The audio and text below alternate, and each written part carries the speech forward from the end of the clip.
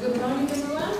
It's very nice to see all of you here, and I'm very happy to be here and be able to listen to the presentations of my colleagues. I will do my best now to present you a bit of the, I hope so, the good practices of my museum. My name is Katarzyna Niewczas, and I'm coming from the Museum of the History of the Polish Jews in Poland, and the museum is called POLIN. And I prepared a presentation which I decided to title Approaching the Future in the Historical Museum. Just in the very beginning, maybe I would ask you, like, is any of you here who maybe had an opportunity to visit this place, to visit the POLIN Museum? You've been here? Okay, so for most of you, I can just invite you to come and see. And I will start with the short introduction. What is this museum about, in fact, because it's a pretty new institution. Like you can see even in the picture that the building is pretty new. It was opened for the public in 2013, and it opened the exhibition in 2014. So last year it was the 5th anniversary of the exhibition. And yeah, you can see as well this picture like the surroundings of the museum, surroundings which are very modern as well. The museum is located in the district called Muzeju, which is like absolutely built after the war. So I think if you imagine yourself like 10 years ago in this district, you wouldn't be able to see how the history of this place used to look like. And the history of this place, history of this district was very rich, I would say. Before the war, like it was mostly the Jewish people were living in this place. And the Jewish population in Warsaw was like 30%, so like 1/3 of the citizens of Warsaw were Jewish people. It was very normal to listen to the Yiddish language in the streets, to see the synagogues, to see the Jewish schools and the Jewish businesses there. And like in the nowadays times, it's not so easy to catch this connection. So I started to telling this story like that because I think that the building this museum there was like this kind of active movement to bring back the history of Jewish people, which was kind of for a long time maybe not so spoken, not so told in Poland. Maybe it was a bit forgotten. The place of the museum itself is also the area where during the Second World War used to be the ghetto. And that's why like all of the buildings are so new. The previous architecture was absolutely destroyed. There's like only maybe you can see the tower of a church there in the corner. It is one of the remaining buildings from the times before the war. So building this museum in 2014 was like an act to bring back this memory and to show that the history of Poland is in fact like much more rich, I would say, than plenty of people was taught in the school. That there is not just a history of one nation, not just a history of one religion, but a history which was very rich and very different. I decided to put here as well the motto of the museum, to preserve the past and to shape the future. And this future part of this sentence will be very important to me, because in the exhibition we are showing, of course, one of the bright moments of this coexistence of nations in the historical Poland, but we are as well talking about the shadows of this coexistence. We are as well talking about the stereotypes, the situation of the discrimination, and it's not only like a beautiful story of how it used to look like, but we are trying as well to address these kind of more difficult situations and to use this knowledge to talk about what's happening in nowadays Poland and nowadays Europe, I would say. So that's the beginning. That's where I work, and that's why this museum stands there in Warsaw, in Muzeju. Like the next question, which I think is important, is how to invite the teenagers to take part in these ideas of us. How to invite teenagers to learn about this history and to visit the museum. And in this presentation, I decided to like show you like both ways, to show you like how do we work with the school visits, with the school groups which are coming to the museum, and how do we develop the projects for the individual teenagers. And there will be like 2 projects. One of them is like a peer guiding, and the second one is volunteering during the Warsaw Ghetto Uprising campaign. So there is a bit of a structure of this presentation which I prepared for you. And I decided to talk just about the teenagers, so this will be the main topic of what I will tell you.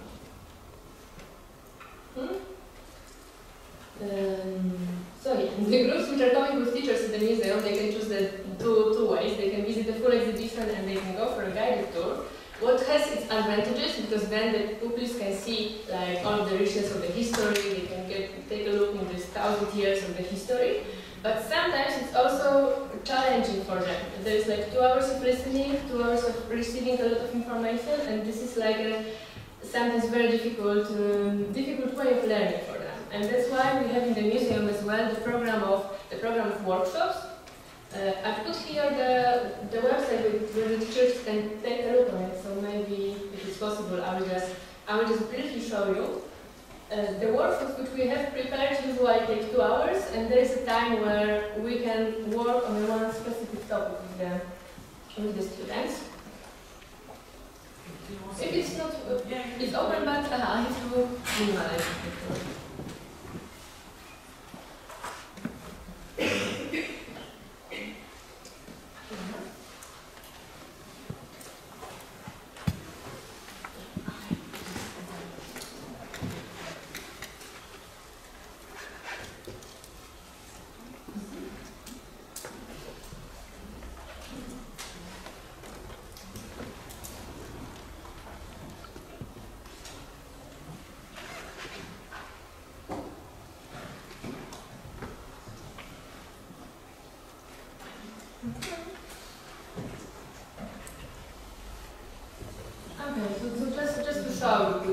There's like we have the list of the topics which teachers can choose for the students. I'm sure that in your museums it works similarly.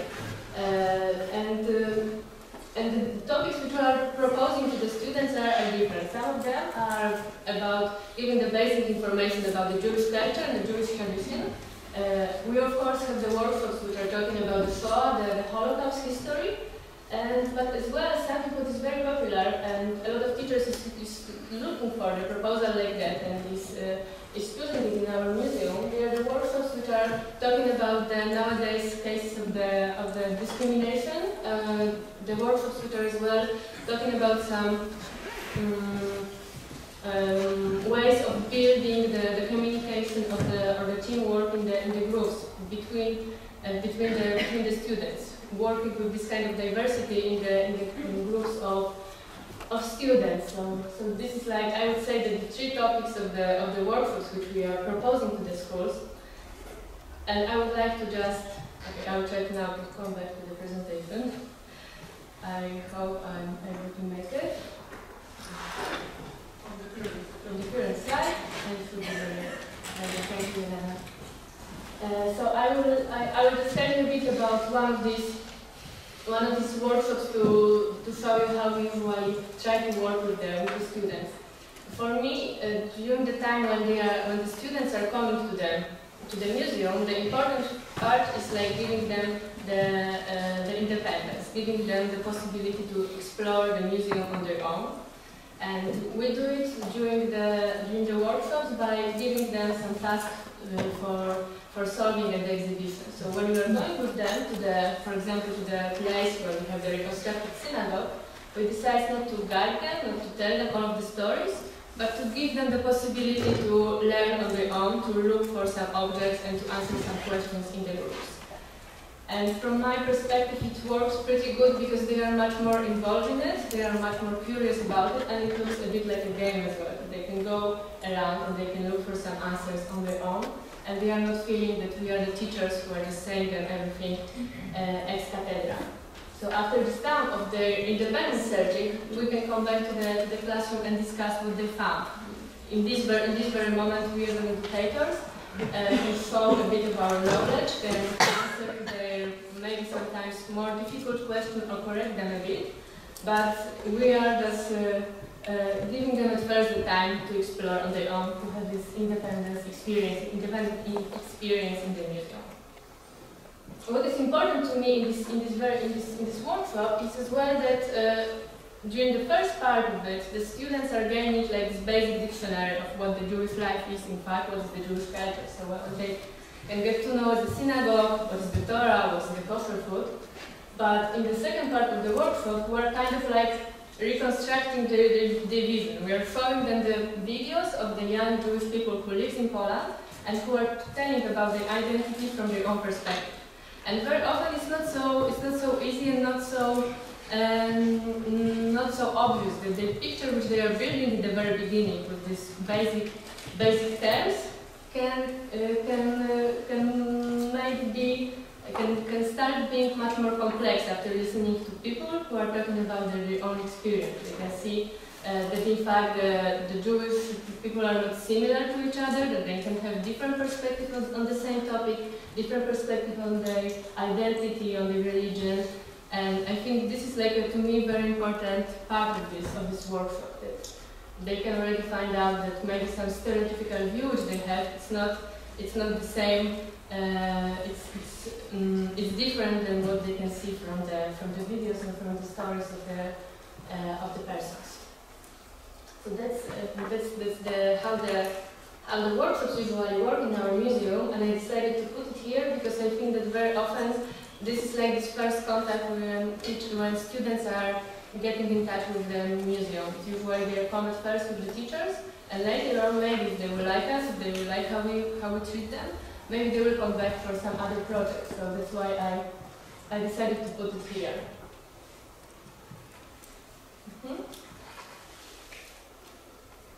And so on, I can switch to telling you a bit about the projects which are organized for the individual teenagers who can contact us in the museum and take part in something with us, can build something with us. And one of these projects is like a peer guiding.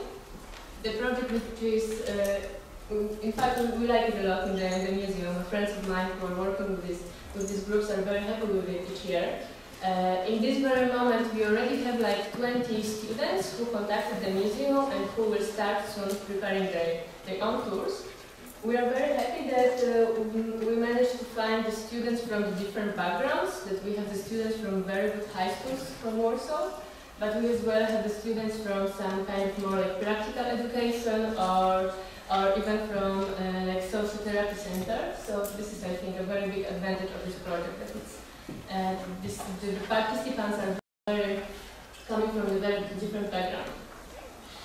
The participation, the preparation of this project takes 2 months for all of the students, and during these 2 months they are at first learning a lot about the exhibition. They are getting to know the exhibition. They are getting to know as well the museum staff, the curators, the conservators as well. So we are trying to organize for them this full experience inside of the museum. And the main goal of it is that the students are preparing their own tour for the exhibition. They are picking their own subjects, and they are picking their own stories and their own objects to prepare the tour, which they will later on present for their peer, for their colleagues. And in the final of this project, in fact, like we publish the list of the topics which are prepared by the students, and other schools and the teachers can just call the museum and book the tour for themselves, for their classes. The tour usually takes like around 1 hour and is prepared by few students in the room. So that's how it usually works. And I would like to tell you what the teenagers like the most about this project. I think this is important. This is showing as well some directions. That my colleagues who are like working with these groups of the young guys, they are very often telling me that the students are surprised that they can pick up the topic on their own, that there will be no teacher involved in it, that nobody will tell them what they have to say, that there is not an assignment which they have to accomplish, but it's something that can come from their own interests, from their own ideas, and this is something that they value a lot in fact, that they have this, again, this moment of the independence, when they can make their own decisions. What is very important for the young students is as well this feeling of a partnership between them and between the museum staff. And it's shown in a very, like, I think, easy moments. Like, for example, when the students are welcomed very warmly, the fact that somebody is asking them, do they want to drink a tea or a coffee during the meeting? And it's already like making the situation different. It's not the school where they are just the students who are coming and listening, but they are like the partners who are coming to prepare the project together. The students, they say as well very often that they got interested in this project because they feel that they can develop their auto-presentation skills. That when we are talking about these students, very often they are already thinking about the universitarian career or taking the first job. So this moment when they can try to do something, like as an adult, try to present something and be in front of the group, and getting to know as well how the institution as a museum works, this is like a big advantage for them as well. They have this insight into the adult life, and this is something what we know from the participants of this project. Talking about the challenges, I would say that sometimes, in fact, the students who are coming for this visit, for these tours guided by their peers, sometimes they feel that it's not such a peer-to-peer education. That sometimes they have a feeling that these peer guides, they are behaving like very professionally, and they feel that it's kind of they don't find them like colleagues. So sometimes we have this thing, and for sure it's a challenge in which we as well thinking how to work with it. Already we know that like the best tours which were like the most, like I would say, successful, and which the audience likes the most, were the ones who were talking about some personal experience. We had, like, for example, one boy who decided to talk about his own identity. He was in the moment when he found out that his family has some Jewish roots, and he organized a tour talking about the Jewish history, but as well about the Jewish history of his own family.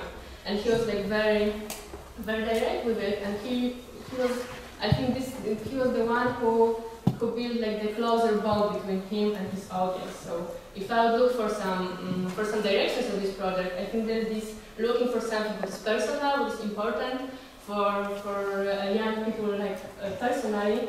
This is something what we can where we can go, in fact. Maybe like one more thing about these challenges was for my colleagues was the way of communicating with the young people who were coming for this project. Because very often they were sending the emails and they didn't receive any response for it. That sometimes the students were coming for a meeting, but they didn't say that they will come. That the challenge which they are facing is that in fact the young people, they're using the different channels of the communication. And sometimes when you're an adult, it's not so easy to pick up like which channel is now and how to make this communication work, in fact. So this is where something what was surprising for us. Okay, so this was one project, the spear guiding, and another one is like take the participation of the youngsters, of the teenagers in the volunteering at the Warsaw Ghetto Uprising campaign. And I think I will try to use the internet again. I hope that it will work. And I will start with the video to show you what I will be talking about. And okay, I will release it.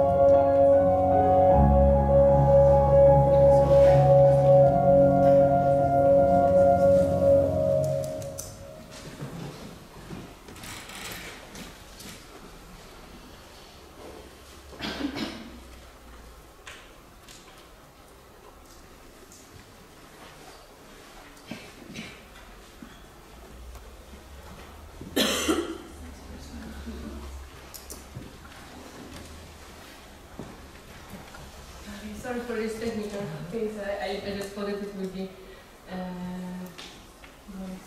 without the stops, but we are back. So here so the slide, the one that we haven't shown you is this one. So you could see at the video how the campaign in fact works. You could see the volunteers who are in the streets of Warsaw on 14th of April and who are giving the paper daffodils, the paper flowers to the pedestrians. We organized this action since 2013, and this is an action which the main goal of it is to commemorate the moment when the Warsaw Ghetto Uprising started.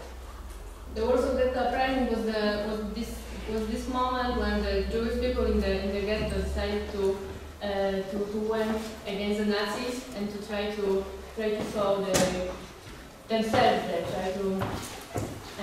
try to fight. I'm saying try because this was in fact impossible to fight because the disproportion between the forces was very, very big at this time. And this campaign is again another action of the museum, which is trying to bring the memory which was kind of forgotten, the memory which wasn't so present in the streets of Warsaw for years after the Second World War. And you can ask why daffodil, in fact. What is about this flower? Why do we decide to give the flowers to the people at the day of the anniversary of the uprising? There is a story about one of the leaders of this uprising, and he was in his memoir saying very often that each year, on the 19th of April, he was receiving the bucket of the daffodils from the anonymous person.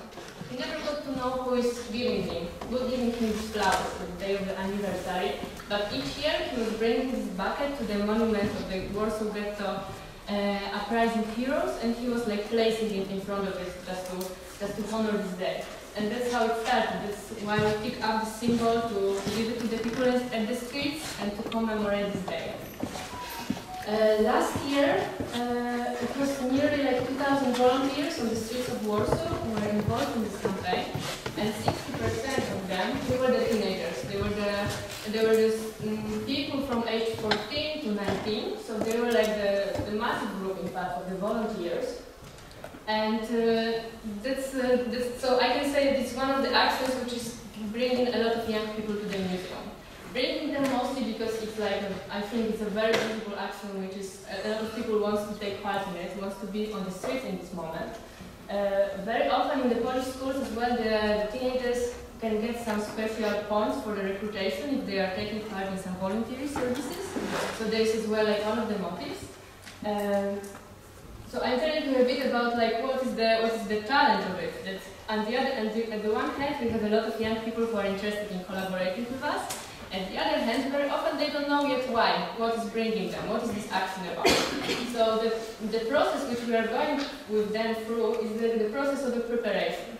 We are inviting them for like the workshops on which they can learn what in fact is what is this anniversary in fact about, what was the Jewish life before the war in Poland. They can meet as well like the survivors who are telling them the personal stories about the Warsaw Ghetto uprising which they remember.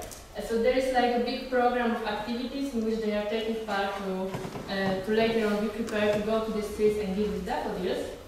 And what is as well like important part of this preparation is this going out and talking to the strangers, talking to the pedestrians, what is like a big challenge sometimes for the young people.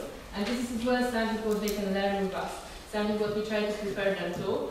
And this later on very often gives them like a lot of satisfaction, the fact that they were able to go out on the streets, to start some conversation with the people which they didn't know, and to spread some knowledge, spread some, I would say, memory. And again, like I brought here the question why do teenagers take part in it? What do they think about this action? Like very often they are coming to the museum because they find it as an opportunity to meet the new people. They want to take a part in an action which is visible in the city.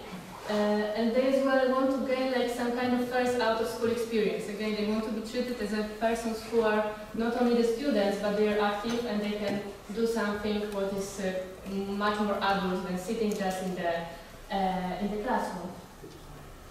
So that would be it. That would be everything. Sorry.